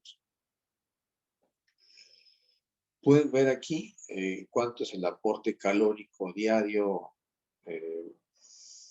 basal recomendado, ¿no? Los varones y las mujeres, la ingesta de kilocalorías por kilo por día. Este aporte calórico puede variar según la edad, según la actividad física. Personas mayores que tienen menos actividad, debería haber menor aporte calórico. Y abajo se puede ver más o menos cuántas son las calorías que tienen ciertos alimentos, ¿no? Entonces, ahí podemos decir que para nosotros es mucho más sencillo utilizar una unidad de medida que el pan. Todos lo consumimos en las casas. Un pan francés sin miga de más o menos 40 gramos tiene 116 kilocalorías. Si es un pan que nos venden con hueco, que pesa 30 gramos, nosotros son 87 kilocalorías. Entonces, según eso, podemos ver que el panetón, 100 gramos de panetón tiene 380 kilocalorías, que vendría a ser alrededor de 4 panes y medio, ¿no? 4 panes franceses y medio, de 2 panes que vienen así medio hueco, ¿no? Podemos ver que una clara de huevo nos da de 13 kilocalorías, comparado con una papa blanca de 80 gramos que da 97. Entonces, con eso nos podemos ayudar para ver cuánto es esta caloría que estamos teniendo, según lo que hemos estado comiendo. Entonces van a haber dietas. Las dietas van a variar. Tenemos que empezar pensando que para bajar de peso tiene que haber una menor ingesta de lo que, ¿no? De lo que se está quemando. Bueno, debe haber un mayor gasto de energía de lo que se está ingiriendo. Al revés. Para eso hay dietas de muy bajas calorías, que son de menos de 800 kilocalorías por día, pero que van a condicionar una reducción rápida de peso. Lamentablemente es una dieta bien estricta, muy drástica, muchas veces no se puede mantener por mucho tiempo y que además requiere monitoreo médico. Hay otras dietas de bajas calorías, entre 800 a 1500 kilocalorías por día, pero la que mejores resultados da es una ingesta moderada. Una dieta moderada que implica que el paciente consuma unas 500 kilocalorías menos de lo que habitualmente consume. Entonces esto ya es producir un cambio en la ingesta. No es llevarla a que coma poco o bien poco, sino es, según lo que está acostumbrado, bajar la cantidad en 500 kilocalorías por día. Siempre le recomendamos revisar las etiquetas de los productos que se consumen. Por ejemplo, estas galletas de soda, es decir, que tienen por cada porción, una porción, o sea, un paquete, tiene 170 kilocalorías. Quiere decir que medio paquete tiene 85 kilocalorías, que vendría a ser casi un pan. Entonces, medio paquete equivale a un pan. Un paquete entero, 2. Pero cuando dicen, no, eso no es como una galleta, un paquete de galletas, están comiendo con 2 panes, que viene a ser lo mismo. Otras galletas más, como dulce, tienen más kilocalorías, 220 kilocalorías en estas chips Ahoy por 4 galletas. Y esta es la diapositiva de la clase anterior, ¿no? Respecto a los indios Pima, que en los años 1800 a los años 2000 se convirtieron en una población obesa. Y esta colonización, sarcásticamente la denominan en algunos textos como la coca-colonización. Coca-colonización, porque en ingesta de Coca-Cola actualmente esta población conlleva también al incremento de sobrepeso y obesidad en cerca del 90% de casos.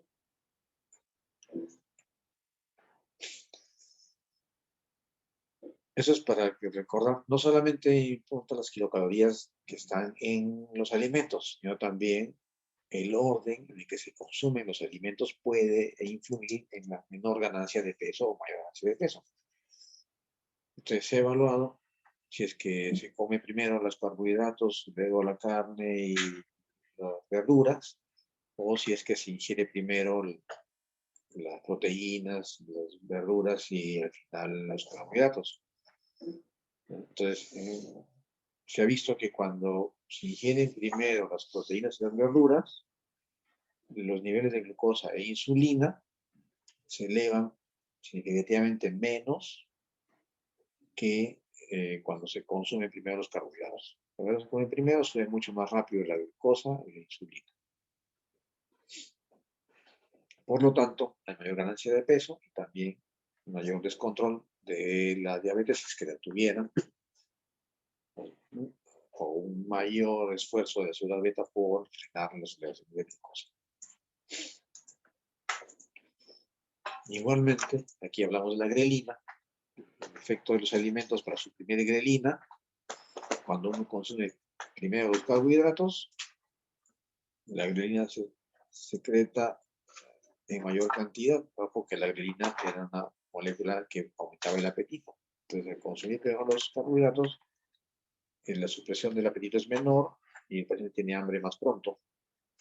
En cambio, cuando se consume primero las proteínas o los vegetales, hay una mayor disminución del nivel de grelina con una menor tasa de subida, ¿no?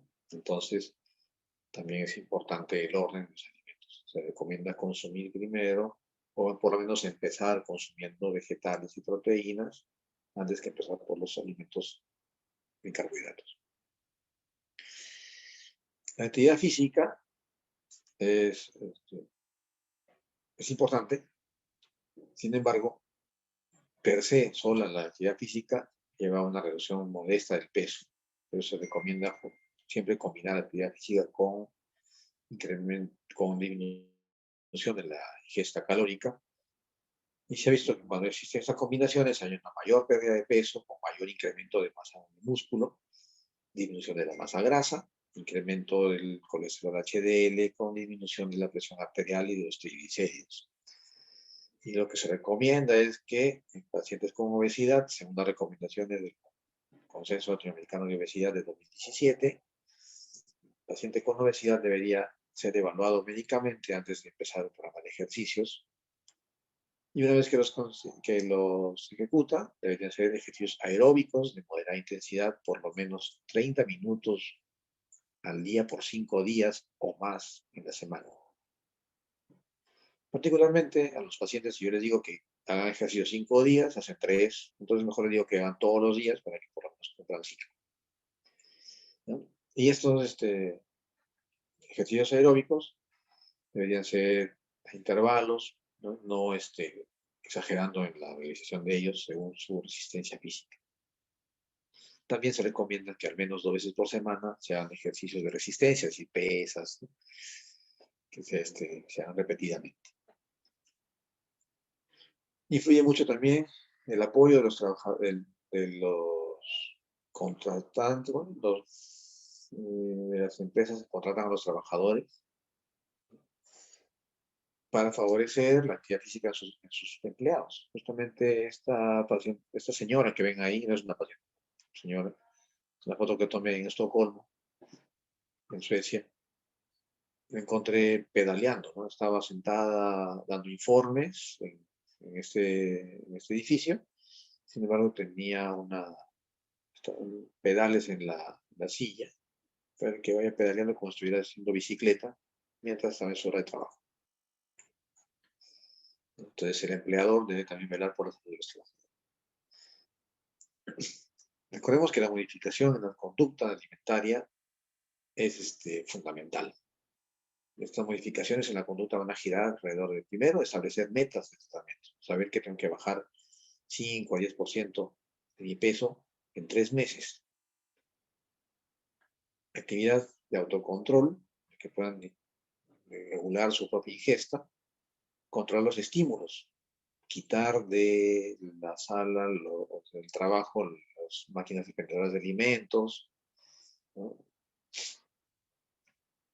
Evitar en la familia que estén comiendo delante de la persona que está haciendo dieta, para que no se provoque y comience a comer y romper la dieta. reestructurar cognitivamente, que tomen conciencia de su propio peso, reconocer que tienen sobrepeso u obesidad, ¿no? Porque muchos consideran que no lo tienen, y también prevenir las recaídas, que justamente es aquellas personas que no se cuidan muy bien en los alimentos, una vez que dejan los medicamentos, como vamos a mencionar, recaen. Muy bien, en cuanto a fármacos que se utilizan para la obesidad, no se indican para todos los grados de obesidad, se indican para obesidad de primer grado, y también para aquellos que tienen sobrepeso con IMC de mayor o igual a 27, pero con otras condiciones preexistentes. Condiciones preexistentes como diabetes, como insuficiencia venosa en miembros inferiores, ¿no? Como hernia del núcleo pulposo, o con problemas de hipertensión arterial y lipidemia. Entonces, esas condiciones que tengan, suficiente con que tengan IMC de más de 27 para empezar a utilizar medicamentos adicionales en los cambios de estilo de vida. Existen algunos medicamentos nada más que han sido aprobados por la FDA para disminución de peso, o sea, para tratar obesidad. El Orlistat es uno de ellos, que se caracteriza porque es un medicamento que actúa a nivel del tubo digestivo, disminuyendo la absorción de grasas, ¿no?, que uno ingiere, hasta el 30%. Es decir, no absorbo toda la grasa que ingiero, voy a perder en la deposición. Si uno consume mucha grasa, porque hay pacientes que solamente se esperanzan en que la medicación haga todo el trabajo, no se cuidan en los alimentos, entonces si uno consume mucha grasa, se va a perder más grasa en el intestino. Y el efecto de este exceso de grasa en el intestino es que le va a venir la diarrea, ¿no? Entonces, se va a relajar el esfínter anal y produce diarrea, incontinencia, por esteatorrea que se genera. Entonces, es frecuente, cuando no hay un adecuado cuidado en la alimentación, que se presente esta diarrea o incontinencia, que es muy incómodo. Más o menos se pierden unos 4 kilos en un año, sin embargo el efecto va pasando con el tiempo y en 4 años puede haber una pérdida neta de solamente 2,5 kilos. Se toma junto con los alimentos, entonces 120 miligramos te debes al día.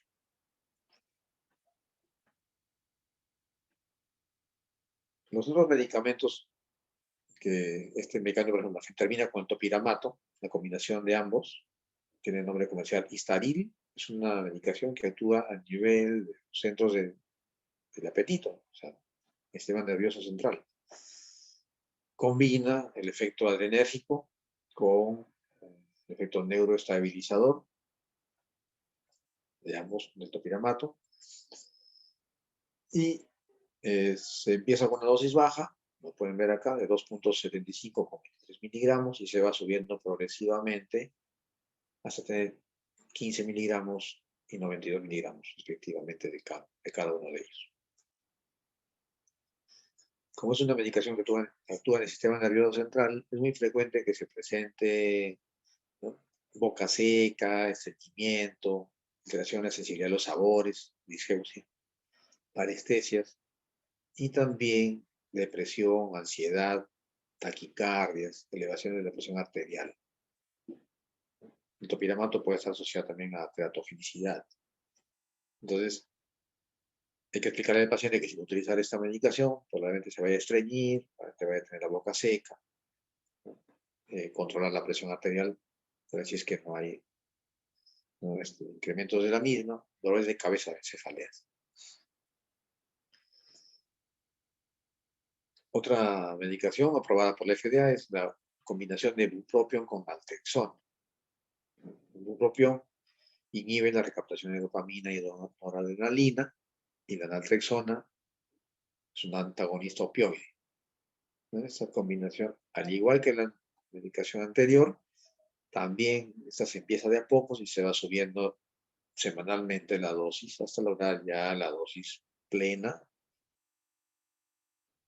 Tiene una reducción del peso promedio de 6 kilos en un año, y también los efectos secundarios pueden ser asociados a estreñimiento, náuseas, cefalea, mareo, boca seca, elevación de presión arterial también.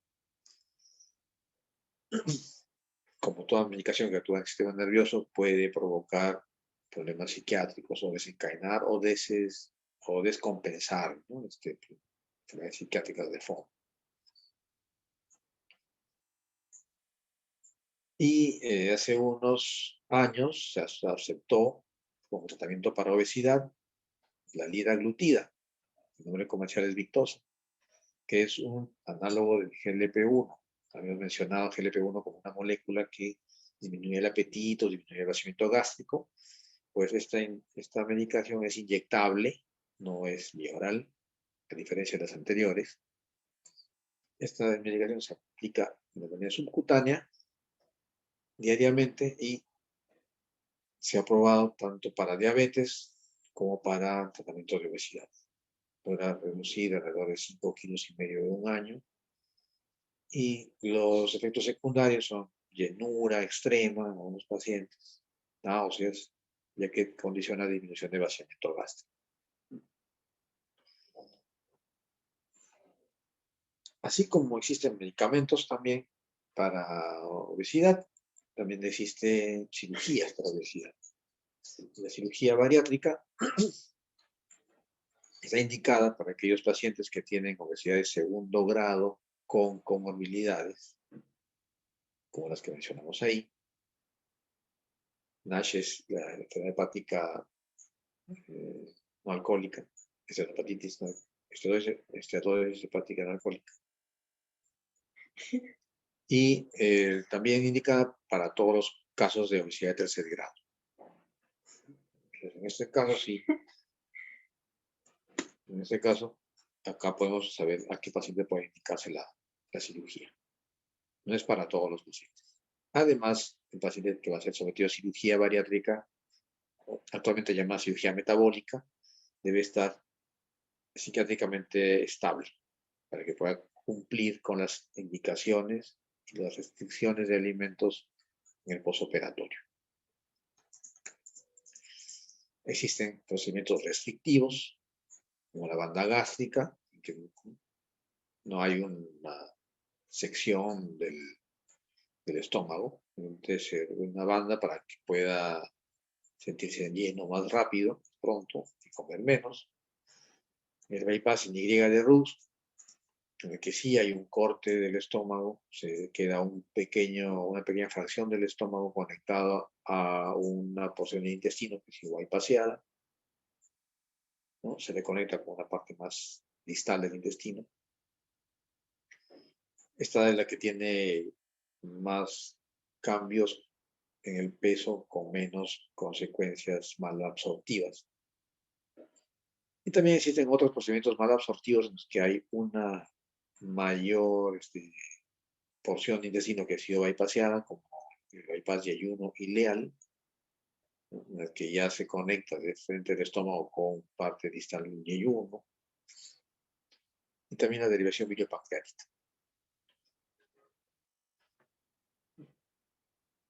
¿Qué se ha visto en estas cirugías? Pues se ha visto que no solamente interfiere la malabsorción, sino también interviene los cambios en las moléculas que hemos mencionado más tempranamente en esta clase. Se ha visto que en los pacientes con obesidad que no han sido operados, los niveles, por ejemplo, de este péptido YY son menores comparados con los pacientes delgados. Una vez que el paciente obeso es operado, se generan mayores incrementos en la secreción del péptido YY, que, como mencionábamos, disminuye el apetito y disminuye la cantidad de la ingesta, ¿no?, alimentaria. Entonces, no solamente es por efectos de la cirugía en sí, sino también por efectos a nivel de las moléculas gastrointestinales. Asimismo, por ejemplo, en esta diapositiva se ven los efectos del bypass con Y de Rux, comparado con aquellos que han tenido otro tipo de cirugías. Se ve que con esta cirugía de Y de Rux, los niveles de insulina después de la ingesta se vean más rápido, comparado con aquellos pacientes que han sido sometidos a banda gástrica, o comparado con aquellos pacientes con obesidad no operados, ¿no? Después de un bypass, el incremento en la secreción de insulina es mucho más rápido frente a la llegada del alimento. Asimismo también mayor elevación del GLP-1 y el péptido YY. Todo ello lleva a que también disminuya el apetito y bajen de peso en los pacientes posoperados. Como consecuencias, complicaciones de las cirugías, puede haber deficiencia en la absorción de algunos oligoelementos como hierro, calcio, vitamina B12, en caso de bypass, política de Rux. Puede haber erosión o deslizamiento de la banda, si descubriera, ¿no? Si le ha colocado banda gástrica. En aquellos operados con derivaciones biliopancreáticas, puede haber mayores deficiencias de hierro, de calcio o de vitaminas liposolubles como la vitamina A, D, E, K. Y malnutrición calórico-proteica, ¿no? Algunos pacientes, afortunadamente la mayoría no tienen complicaciones.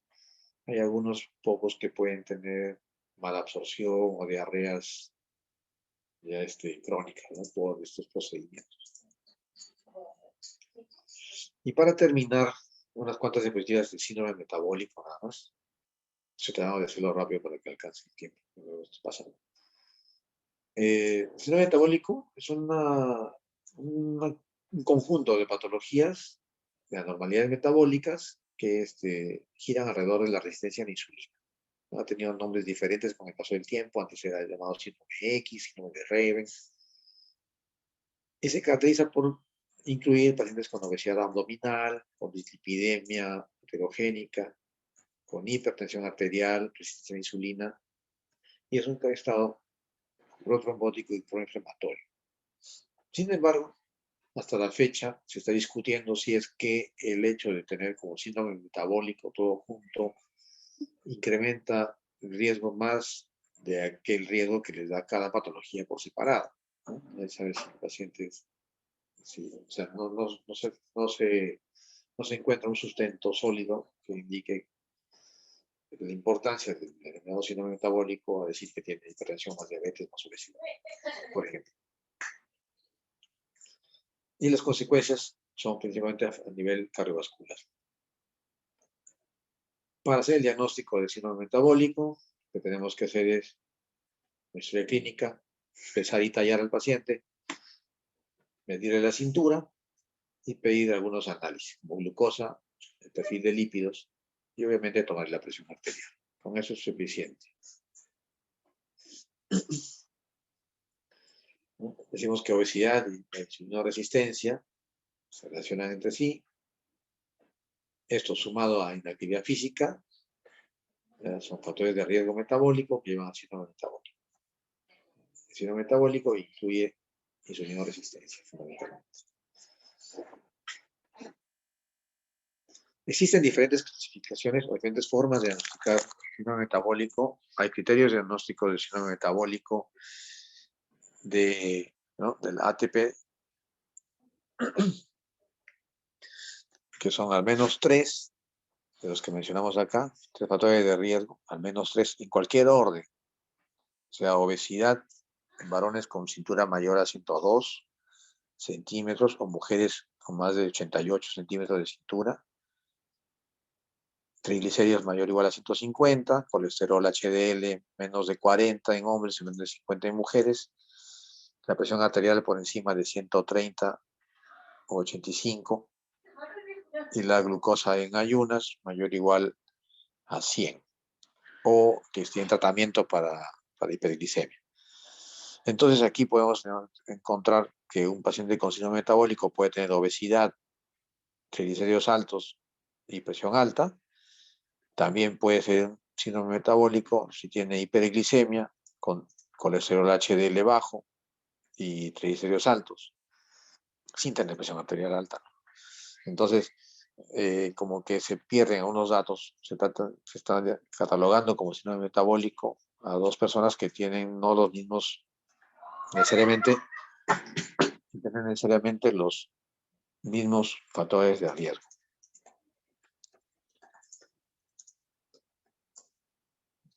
También hay criterios diagnósticos de síndrome metabólico según la IDF, que es la Federación Internacional de Diabetes. También hay criterios diagnósticos de síndrome metabólico de la OMS,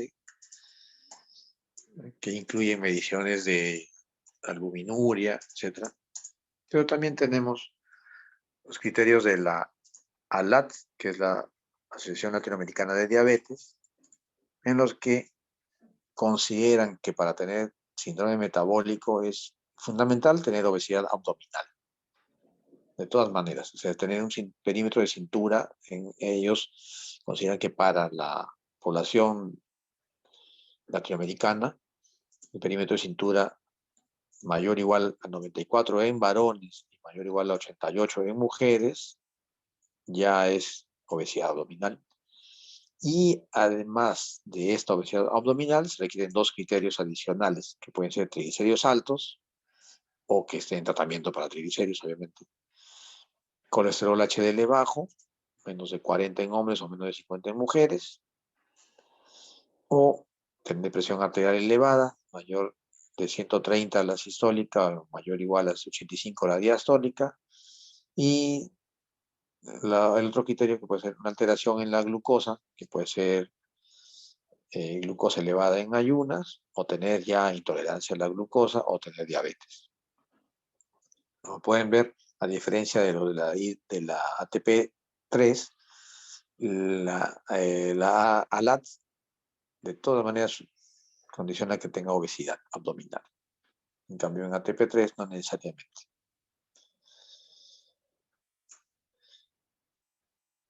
Y eso sería la última diapositiva de esta clase respecto a obesidad y tratamientos.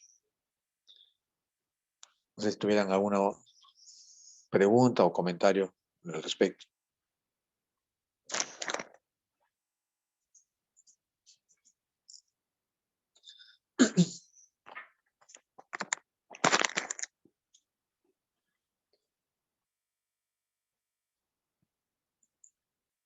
No sé si están apagados todos sus micrófonos o no están presentes. Sí estamos presentes, doctor. Bueno, no. Ok, Alexandra, ¿no? Bien, ¿tienen alguna pregunta al respecto?